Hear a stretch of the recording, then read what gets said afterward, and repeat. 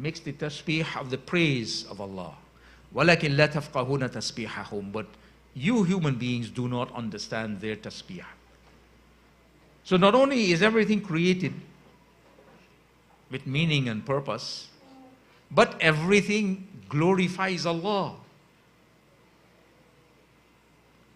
This philosophy of secularism has brainwashed human beings into considering the creation, well, considering this universe that originated by accident as inanimate objects that are operating on the basis of certain laws.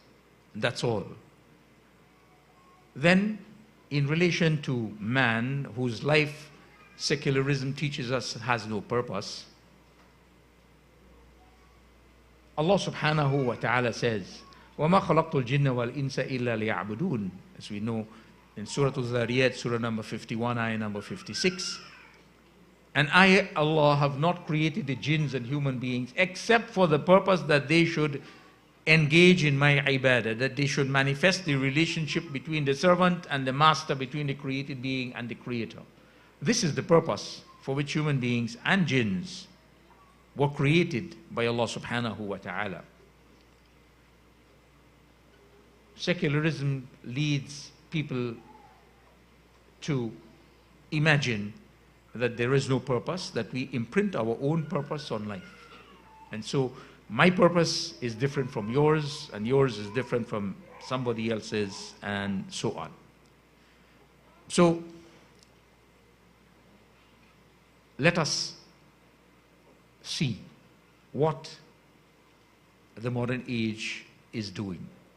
It is robbing human beings of the correct understanding of the world, of the human being, of life, and of course of belief in the Creator, Allah subhanahu wa ta'ala.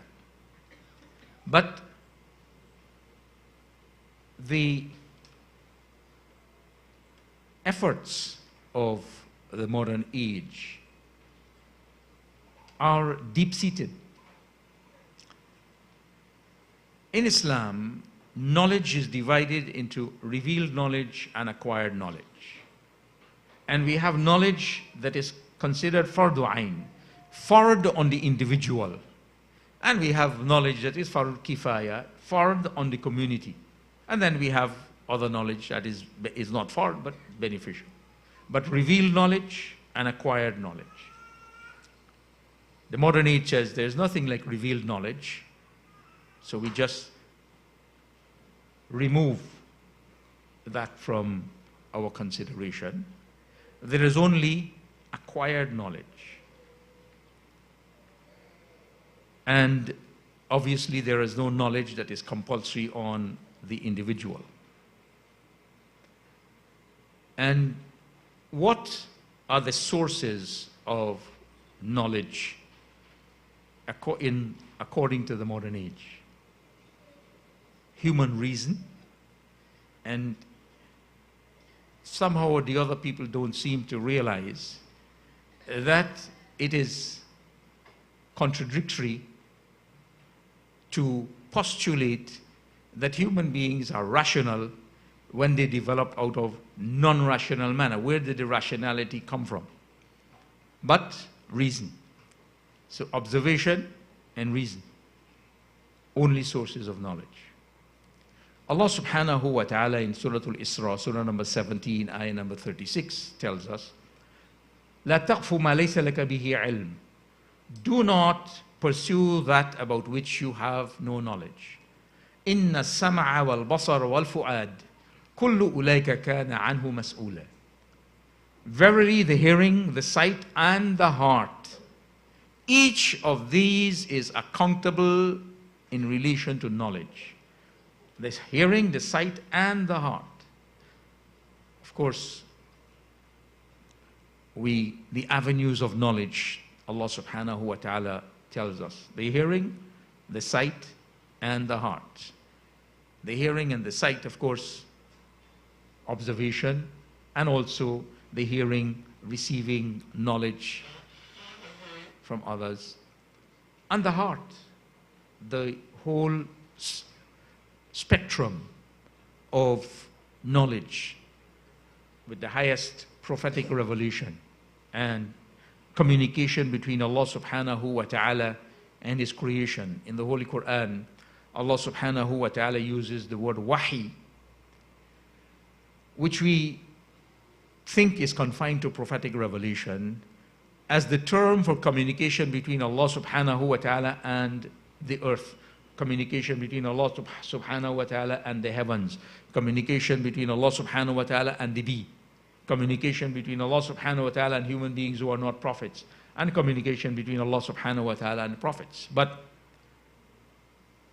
the avenue of knowledge for human beings, the heart, Allah subhanahu wa ta'ala clearly indicates. And so the modern age strives to remove this avenue of knowledge from being an avenue of knowledge. And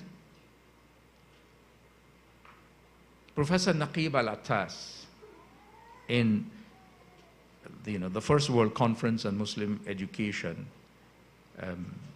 given a paper in which he explains something about how doubt has been elevated to being a valid, supposedly valid epistemological tool.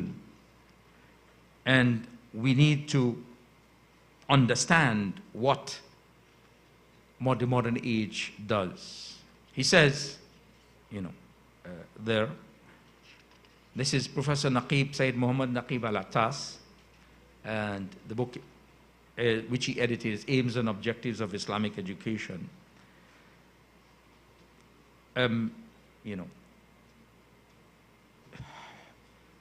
I venture to maintain that the greatest challenge that has surreptitiously arisen in our age is the challenge of knowledge. Indeed, not as against ignorance.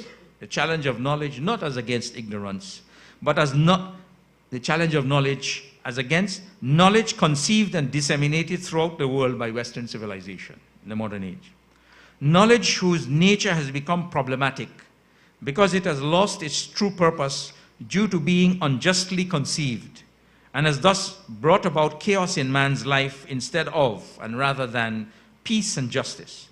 Knowledge which pretends to be real, but which is productive of confusion and skepticism, which has elevated doubt and conjecture to the scientific rank in methodology, and which regards doubt as an eminently valid epistemological tool in the pursuit of truth. Knowledge which has for the first time in history brought chaos to the three kingdoms of nature, the animal, the vegetable, and mineral.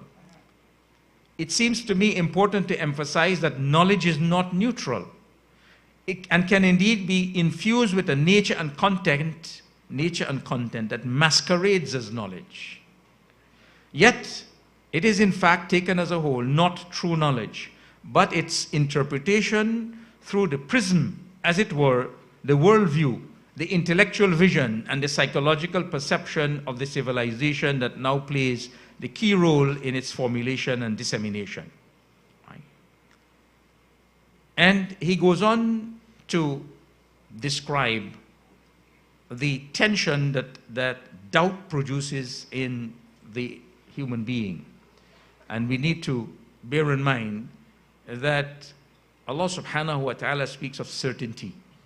There is in the Quran, ilmul yaqeen, the knowledge of certainty, and aynul yaqeen, the perception of certainty, and haqqul yaqeen, the reality of certainty at that level. But there is no certainty in the kind of knowledge that the modern age puts forward as knowledge. And he says about this doubt and this inattention, it leads man to embark on a perpetual journey of discoveries. And then he gives an example. He says, the quest is insatiable and the journey perpetual because doubt ever prevails. So what is sought is never really found. What is discovered never really satisfies its true purpose. It is like the thirsty traveler who at first sincerely